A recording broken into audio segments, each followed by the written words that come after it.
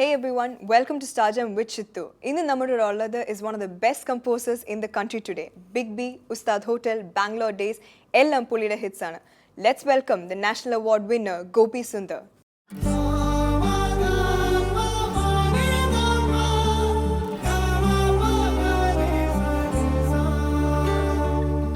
Welcome to Starjam, Gopi. Hi. Gopi minus the music, who are you? Nobody. Nobody. Aru alla.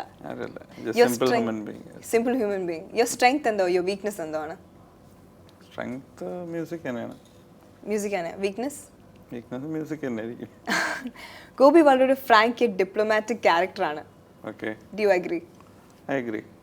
Quite offensive ആയിട്ട് ഒരാൾ questions ചോദിച്ചാലും വളരെ പോസിറ്റീവായിട്ട് answer ചെയ്യുന്ന ഒരു വ്യക്തിയാണ് ഗോപി. ബട്ട് ലൈഫിൽ ഏറ്റവും ദേഷ്യം എന്നൊരു ഇൻസ്റ്റൻസ് ഏതാണ്? സാധാരണ മനുഷ്യർക്ക് ദേഷ്യം വരുന്നതെല്ലാം എനിക്കും ദേഷ്യം വരാറുണ്ട്. ഉണ്ട്. അങ്ങനെ ഒരു പ്രത്യേകത ഒന്നുമില്ല. പ്രത്യേകിച്ച് ഒരു ഇൻസ്റ്റൻസ് ഒന്നും ഇല്ല പാട്ടിന്റെ ഇടയ്ക്കൊന്നും. ഇല്ല ഇല്ല. കോഴിക്കോടും ഗോപിയും തമ്മിൽ ഒരു നല്ല കോമ്പിനേഷൻ ആണെന്ന് തോന്നുന്നു. മെഗാ ഹിറ്റ്സ് ആണ് ഉസ്താദ് ഹോട്ടൽ, നൗ എന്ന് നിന്റെ Moideen. How do you feel about the reviews? അങ്ങനെ കോഴിക്കോടായിട്ട് അങ്ങനെ സ്പെഷ്യൽ റിലേഷൻഷിപ്പ് ഒന്നുമില്ല. ഇറ്റ്സ് ലൈക്ക് ഏത് ജോണർ ആയാലും നന്നായിട്ട് ചെയ്യാന്നുള്ളൂ. ഇപ്പൊ ബാംഗ്ലൂർ ഡേയ്സിലെ പാട്ടുകൾ ഹിറ്റാണ്, ഔട്ട്ഡോറിലെ പാട്ട് ഹിറ്റാണ്, 1983 പാട്ടുകൾ ഹിറ്റാണ്. അങ്ങനെ നോക്കുമ്പോൾ അങ്ങനെ ഒരു സ്പെഷ്യൽ കാറ്റഗറൈസ് ചെയ്യപ്പെടാൻ ആഗ്രഹിക്കുന്നില്ല. എന്ന് നിന്റെ Moideen, you have done the background score. I heard ആദ്യം ആ പ്രോജക്റ്റ് ഗോപിക്കാണ് കിട്ടിയത്. Is that true? Yeah, it's true. അതെന്തുകൊണ്ട് ചെയ്തില്ലായിരുന്നു? അത് ബാംഗ്ലൂർ ഡേയ്സിന്റെ ക്ലൈമാക്സ് സീക്വൻസ് ചെയ്തുകൊണ്ടിരിക്കുന്ന സമയത്താണ് RS വിമൽ വരുന്നത് ഇത് ചെയ്യണം എന്ന് പറഞ്ഞിട്ട്. അപ്പോൾ എനിക്ക് തീരെ സമയം ഉണ്ടായിരുന്നില്ല. ഇതിന് കുറച്ച് സമയം എടുത്ത് ചെയ്യേണ്ട പ്രോജക്റ്റ് ആയിരുന്നു. അപ്പോൾ എന്തുകൊണ്ടും ആ പ്രോജക്റ്റ് ഡിലേ ആയി അവസാനം ബാക്ക്ഗ്രൗണ്ട് സ്കോർ ചെയ്യാൻ വേണ്ടിയിട്ട് വിളിച്ചപ്പോൾ ഞാൻ ഫ്രീ ആയി കഴിഞ്ഞപ്പോൾ പൃഥ്വിനെ വിളിച്ച് ഞാൻ സംസാരിച്ചു. ഇങ്ങനെ എന്തായി പ്രോജക്റ്റ് എന്തായി ചോദിച്ചു. അപ്പോൾ അത് പറഞ്ഞു ഓൾറെഡി ചെയ്യാൻ തുടങ്ങി, അതുകൊണ്ട് അപ്പോൾ പിന്നെ വേണ്ടാന്ന് വെച്ചു. ഇപ്പൊ അതൊരു മെഗാ ബസ്റ്റർ ഹിറ്റ് ആണ്. യു ഫീൽ റിഗ്രറ്റ്സ് ഉണ്ടോ? ഇല്ല, ആക്ച്വലി എനിക്ക് എന്താ പറയുക, വളരെ സന്തോഷമുണ്ട്. കാര്യം ബാക്ക്ഗ്രൗണ്ട് സ്കോർ ചെയ്യാനെങ്കിലും സാധിച്ചല്ലോ. അതിൻ്റെ കൂടെ തന്നെ ഒരു പാട്ടും, മുക്കത്തെ പെണ്ണെ എന്നൊരു പാട്ടും, അത് എന്താ പറയുക, ഭയങ്കരമായിട്ട് അതൊരു ഹിറ്റായി മാറി. അപ്പോൾ അതൊരു ഇമോഷണൽ ഹിറ്റാണ്, സാധാരണ ഒരു ഹിറ്റല്ല.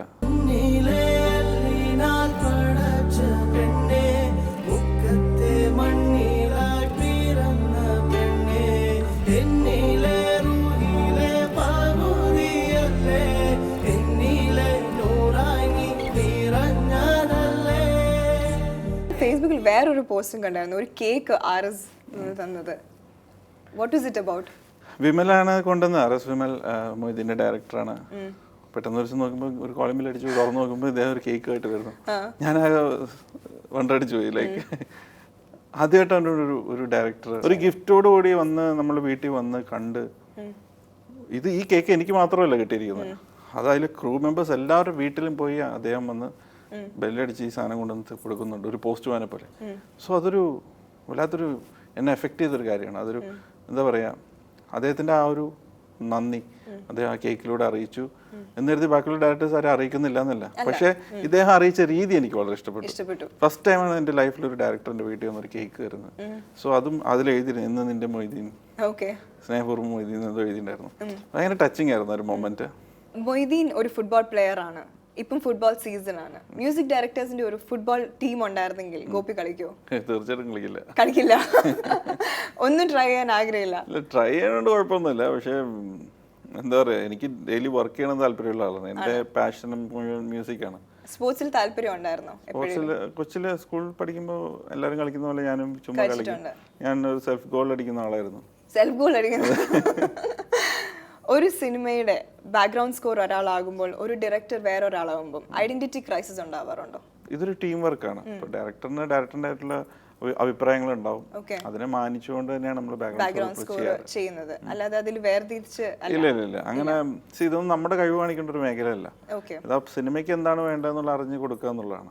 സിനിമയ്ക്ക് ഒരു പക്ഷേ ടിങ്കിൾ ടിങ്കിൾ ലിറ്റിൽ സ്റ്റാർ എന്നുള്ള ട്യൂണായിരിക്കും ആവശ്യം. അവിടെ നമ്മൾ പോയിട്ട് കർണാട്ടിക് ആലാപനം ഭയങ്കര നമ്മുടെ ജ്ഞാനം കാണിക്കേണ്ട ഒരു ഏരിയ അല്ല സിനിമ എന്ന് പറയുന്നത്. അവിടെ സിനിമയാണ് പ്രധാനം.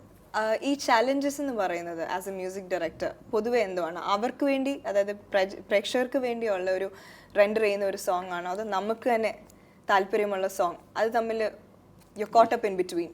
I always go with audience. കേൾക്കുന്നവർക്ക് വേണ്ടിയാണ് നമ്മൾ പാട്ട് ചെയ്യുന്നത്. നമ്മുടെ ഇഷ്ടം അവരിലോട്ട് അടിച്ചേൽപ്പിക്കാൻ ശ്രമിക്കരുതെന്നാണ് എൻ്റെ ശ്രമിക്കുന്നതാണ് ഒരു നിഗമനം. അത് നമ്മുടെ നിലനിൽപ്പിന്റെ ഭാഗമാണ്. ഇന്നത്തെ ഒരു കോമ്പറ്റേറ്റീവ് ഫീൽഡിൽ നമ്മൾ പബ്ലിക്കിന്റെ കൂടെ നിന്നാൽ മാത്രമേ നമുക്കൊരു സസ്റ്റൈനബിലിറ്റി ഉള്ളൂ. മ്യൂസിക് ഡയറക്ടേഴ്സിൽ ഏറ്റവും ക്ലോസ് ഫ്രണ്ട്സ് 4 പേര് ആരാണ്? രാഹുൽ രാജ് എൻ്റെ വളരെ അടുത്ത ഫ്രണ്ടാണ്, ദീപക് ദേവ് ഫ്രണ്ടാണ്, ബിജി ബാലിൻ്റെ വളരെ അടുത്ത സുഹൃത്താണ്, മേജോ എൻ്റെ ഫ്രണ്ടാണ്. അങ്ങനെ എല്ലാവരും 4 പേരല്ല, ആക്ച്വലി ഒരു 10-12 പേര് ഞങ്ങൾ ഫ്രണ്ട്സാണ്. വളരെ ഡിപ്ലോമാറ്റിക് ആണ്. അങ്ങനെ ഒരു പെർട്ടിക്കുലർ ഇതില്ല, ജയേട്ടനുമായിട്ട് ഫ്രണ്ട്സാണ്. സോ ഫ്രണ്ട്ഷിപ്പ് എന്ന് പറഞ്ഞാൽ നമ്മൾ ഡെയിലി വിളിച്ചത് കൊണ്ട് മാത്രം ഫ്രണ്ട് ആയിക്കൊള്ളുന്നില്ലല്ലോ. എവിടെ നിർത്തിയോ അവിടെ നിന്ന് തുടങ്ങാൻ കഴിയുന്നതാണ് നമ്മുടെ ഫ്രണ്ട്ഷിപ്പ് എന്ന് പറയുന്നത്. എവിടെ നിന്ന് നമ്മൾ കണ്ടാലും ഹായ് മച്ചാ ഹലോ എന്ന് പറഞ്ഞിട്ട് പോകുന്ന ഒരു ബന്ധമാണ് ശരിക്കും ഫ്രണ്ട്ഷിപ്പ് എന്ന് പറയുന്നത്. കോമ്പറ്റീഷൻ ഇഷ്യൂസ് വരുന്നില്ല. കോമ്പറ്റീഷൻ ഇഷ്യൂ ഹെൽത്തി കോമ്പറ്റീഷൻ ആണ്. കോമ്പറ്റീഷൻ ഇല്ലാതെ ഒന്നും ഇല്ലല്ലോ. അതൊരു സ്പിരിറ്റ് ആണ്, നമുക്കൊരു എനർജിയാണ്. അത് നമുക്ക് നന്നായി ചെയ്യണം, അല്ലെങ്കിൽ എന്താ പറയുക, അങ്ങോട്ടും ഇങ്ങോട്ടും അത് വളരെ തുറന്ന് പറഞ്ഞുകൊണ്ടാണ്. അപ്പോൾ എനിക്ക് എന്തെങ്കിലും പ്രശ്നമുണ്ട്, ഒരു പ്രൊഡ്യൂസറായിട്ട് എന്തെങ്കിലും പ്രോബ്ലം ഉണ്ടെങ്കിൽ ഞാൻ ആദ്യം വിളിക്കുന്നത് രാഹുൽ രാജിനായിരിക്കും. അപ്പോൾ രാഹുലിന് എന്തെങ്കിലും പ്രശ്നം ഉണ്ടെങ്കിൽ അവൻ എന്നെ വിളിക്കും. സോ അങ്ങനെ എല്ലാവരും ഫ്രണ്ട്ലിയാണ്. ഇപ്പോൾ പണ്ടത്തെ പോലെ എല്ലാവരും അന്യഗ്രഹങ്ങളിൽ ഇരുന്ന് ഇങ്ങനെ സംഭവിക്കുന്ന മ്യൂസിക് രീതിയല്ല. ഇന്ന് എല്ലാവരും അറിയാം, മീഡിയ ഉണ്ട്, എല്ലാവർക്കും എന്തൊക്കെയാണ് ചെയ്യുന്നത് എല്ലാം വ്യക്തമായി അറിയാം. നല്ലൊരു സൗഹൃദമാണ്. അപ്പോൾ സൗഹൃദമാണ്. പാടാൻ വേണ്ടി ചാൻസ് ചോദിച്ചാൽ എത്ര പേര് വിളിക്കാറുണ്ട്? 1 to 5, 5 to 10, 10 or more? It's 100, 200, 200 to 300 അത്രയും. ഒരു ദിവസം എത്ര പേര് വിളിക്കാറുണ്ട്? ഒരു ദിവസം മിനിമം എനിക്കൊരു 8-9 കോൾസ് കിട്ടാറുണ്ട്. 8-9 കോൾസ് കിട്ടാറുണ്ട്. ഡയറക്ടേഴ്സ് എത്ര പേര് വിളിക്കാറുണ്ട് കമ്പോസ് ചെയ്യാൻ വേണ്ടി? ഡയറക്ടേഴ്സ് ഇപ്പം നമ്മൾ എല്ലാ ആഴ്ചയും ഓരോ പടങ്ങൾ ഞാൻ കമ്മിറ്റ് ചെയ്യാറുണ്ട്. ഒത്തിരി ആക്ടേഴ്സിനെ പാടിപ്പിച്ചിട്ടുള്ള ഒരു കമ്പോസറാണ് ഗോപി സുന്ദർ. അതിനകത്ത് ഏറ്റവും വലിയ ചാലഞ്ചസ് എന്തൊക്കെയാണ്? ചാലഞ്ചസ് ഒന്നുമില്ല, ആക്ച്വലി ഒരു ഭാവം എന്ന് പറഞ്ഞൊരു സംഭവമുണ്ട്. ഒരു പാട്ട് പാടുമ്പോൾ ഒരു ഇമോഷൻസ് അല്ലെങ്കിൽ ഭാവമൊക്കെ നമ്മളൊരു പ്രൊഫഷണൽ സിംഗറെ വിളിക്കുമ്പോൾ നമുക്ക് വേണ്ട ഭാവം നമ്മൾ പറഞ്ഞു കൊടുക്കേണ്ടതായിട്ട് വരാറുണ്ട്. ആക്ടേഴ്സിനെ പഠിക്കുമ്പോൾ എനിക്കത് പറഞ്ഞു കൊടുക്കേണ്ട കാര്യമില്ല, കാര്യം അവർ തന്നെയാണ് അഭിനയിക്കുന്നത്. അപ്പോൾ അവർക്ക് അറിയാം വ്യക്തമായിട്ടും ആ ഒരു ക്യാരക്ടർ എന്ത് രീതിയിലായിരിക്കും പാടുക. പിന്നെ ദൈവം സഹായിച്ച് നമുക്കുള്ള എല്ലാ ആക്ടേഴ്സും നന്നായിട്ട് പാടുന്നവരാണ്. ആണോ? പാടാൻ ഒരു ആക്ടർ വന്നിട്ട് എപ്പോഴേലും പാടാതെ പറ്റാതെ പോയിട്ടുണ്ടോ? Yes or no? ഒരിക്കൽ നിവിൻ പോളി. ആണോ? എന്നിട്ട് എന്ന് പറ്റി അത് റിലീസ് ചെയ്തില്ല? ഇല്ല, അത് ഈ പാട്ടായിരുന്നു, നെഞ്ചിലെ ഒരു ഇന്ത്യൻ നിന്നും പാടും 1983. അവിടെ ഞാൻ ചുമ്മാ നിവിനെ കൊണ്ട് ട്രൈ ചെയ്തിരുന്നു. സോ നിവിന് ഭയങ്കര ആഗ്രഹമുണ്ട് പാടണമെന്ന്. അത്യാവശ്യം ഒരു കണക്കിനൊക്കെ പാടി ഒപ്പിക്കുകയും ചെയ്തു. പക്ഷെ പിന്നീട് ഡയറക്ടറായിട്ട് തീരുമാനിക്കുകയാണ് ഉണ്ടായത്. ഞാൻ പറഞ്ഞു നമുക്ക് ശങ്കർജിനെ കൊണ്ട് പാടിക്കാം, അങ്ങനത്തെ തീരുമാനത്തിലെത്തി. സോ അത് എന്താ പറയുക, ഒരുപക്ഷെ നിവിനെ കൊണ്ട് പാടാൻ പറ്റുമായിരുന്നു ആ പാട്ട്. പക്ഷെ എനിക്ക് തോന്നി നിവിന് വേറൊരു പ്ലാറ്റ്ഫോമിൽ വലിയൊരു രീതിയിൽ സിംഗിങ് റെൻഡർ ചെയ്യണമെന്ന് എനിക്ക് താല്പര്യമുണ്ട്. ആക്ടേഴ്സ് ടേൺ സിംഗേഴ്സിൽ who is the best according to you? Singers എന്ന് പറയുമ്പോൾ നമ്മൾ പാടാൻ കഴിവില്ലാതെ ഇരുന്നിട്ട് പോലും അതിനുവേണ്ടി എഫേർട്ട് എടുക്കുന്ന കാര്യം നോക്കിക്കഴിഞ്ഞാൽ ദിലീപ് ഏട്ടനാണ്. പക്ഷേ വേറൊരു മ്യൂസിക് ഡയറക്ടർ എന്നോട് ചോദിക്കുകയാണ്, ഒരു പാട്ടുണ്ട് നമുക്ക് ഏത് സെലിബ്രിറ്റിനെ കൊണ്ട് പാടിക്കാന്ന് പറഞ്ഞാൽ ദുൽഖർ സൽമാന്റെ പേര് പറയും. ദുൽഖർ സൽമാനോട് അഭിനയിച്ചിട്ടുണ്ട്, ലാലേട്ടനോട് അഭിനയിച്ചിട്ടുണ്ട്. ആക്ടിങ്ങിൽ എങ്ങനെയാണ് ഒത്തു വന്നത്? ആക്ട് ചെയ്തിട്ടില്ല സത്യം. ഞാൻ ഗോപി സുന്ദറായിട്ട് തന്നെയാണ് അഭിനയിച്ചിട്ടുള്ളൂ ലാലേട്ടനോട് അഭിനയിക്കുമ്പോഴും. അതുകൊണ്ട് എനിക്ക് എൻ്റെ ക്യാരക്ടർ മാറ്റി നിർത്തി വേറൊരു ക്യാരക്ടറിനെ എന്നിലോട്ട് ആവാഹിക്കേണ്ട കാര്യമൊന്നും ഉണ്ടായിരുന്നില്ല. ആക്ടിങ് എന്ന് പറഞ്ഞാൽ അതാണല്ലോ, നമ്മളുടെ ക്യാരക്ടറിനെ മാറ്റി വെച്ച് വേറൊരു വ്യക്തിത്വത്തിന് നമ്മൾ ഉള്ളോട്ട് കൊണ്ടുവരണമല്ലോ. അത് ഇതുവരെ സംഭവിച്ചിട്ടില്ല. അതുകൊണ്ട് ഞാനൊരു ആക്ടറാണെന്ന് എനിക്ക് പറയാൻ കഴിയില്ല ഇതുവരെ. അനിയത്തി പ്രാവിന് ഗോപിയെ കൺസിഡർ ചെയ്തിരുന്നു എന്ന് കേട്ടു. Is it true or false? Yeah, it is true. പാച്ചിക്ക് എന്നോട് ചോദിച്ചിട്ടുണ്ടായിരുന്നു പാച്ചി സാറ്. അപ്പോൾ ഞാൻ പറഞ്ഞു സാറേ സത്യമായിട്ടും നമുക്ക് താല്പര്യമില്ലാത്ത കാര്യമാണെന്ന് തന്നെ പറഞ്ഞു. താല്പര്യമില്ല, ഇപ്പോഴും താല്പര്യമില്ല അഭിനയിക്കാൻ. മാത്രമല്ല നമുക്ക് ഇങ്ങനെ വേണമെങ്കിൽ ഒരു സ്റ്റിൽ ഫോട്ടോ ഒക്കെ എടുത്ത് വെക്കാം, നല്ല മൂവിങ് ക്യാമറയിൽ I will not be good. You will not be good.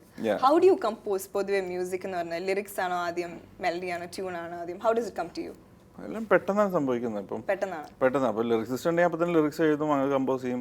ചിലപ്പോൾ ട്യൂൺ വരും, ഇത് രണ്ടും കൂടെ ഒരുമിച്ചായിരിക്കും. പല ട്യൂണുകളും ഫാസ്റ്റ് നമ്പേഴ്സ് ട്യൂൺസ് ഒക്കെ വരുമ്പോൾ ഞാൻ ലിറിക്സ് അടക്കമാണ് പാടുക. അപ്പോൾ അങ്ങനെയാണ്. ഒരു മ്യൂസിക് പ്രോജക്റ്റ് വരുമ്പം ഡയറക്ടർ കൂടെ കൺസൾട്ട് ചെയ്യാൻ വരുമ്പോൾ എന്തൊക്കെയാണ് കൊണ്ടുവന്നത്? Visuals, scripts, music references? ഇല്ല, എൻ്റെ അടുത്ത് വരുമ്പോൾ മിക്ക ഡയറക്ടേഴ്സും കഥ പറയാൻ വേണ്ടി വരുമ്പോൾ തന്നെ അതിൻ്റെ ഏകദേശം പാട്ടിൻ്റെ ഒരു രൂപമായിട്ടാണ് തിരിച്ചു പോകാറ്. കാര്യം എനിക്കൊരു കമ്പോസിങ് സെഷൻ എന്ന് പറഞ്ഞ് വീണ്ടും ഇരിക്കാനുള്ളൊരു സമയം കിട്ടാറില്ല. അതുകൊണ്ട് വന്ന് സംസാരിക്കുമ്പോൾ തന്നെ എൻ്റെ പാട്ടടക്കം കൊണ്ടായിരിക്കും തിരിച്ചു പോവുക. എക്സാമ്പിൾ ഇവിടെ എന്ന് പറഞ്ഞ സിനിമയ്ക്ക് ശ്യാം സാർ എൻ്റെ അടുത്ത് വന്നു, കഥയൊക്കെ പറഞ്ഞു സെറ്റിലായിട്ട് നമുക്കൊരു കമ്പോസിങ് ആക്കി ഇരുന്ന് നോക്കാം എന്നൊക്കെ പറഞ്ഞ് അദ്ദേഹം വന്നപ്പോൾ തന്നെ 2 പാട്ടും ചെയ്തു കൊടുത്തു. അദ്ദേഹത്തിൻ്റെ ജീവിതത്തിൽ ഇത്രയും ഫാസ്റ്റായിട്ടൊരു കമ്പോസിഷൻ നടന്നിട്ടില്ല, അത്രയും സ്പീഡായിട്ട് തന്നെയാണ് വിത്ത് ക്വാളിറ്റി.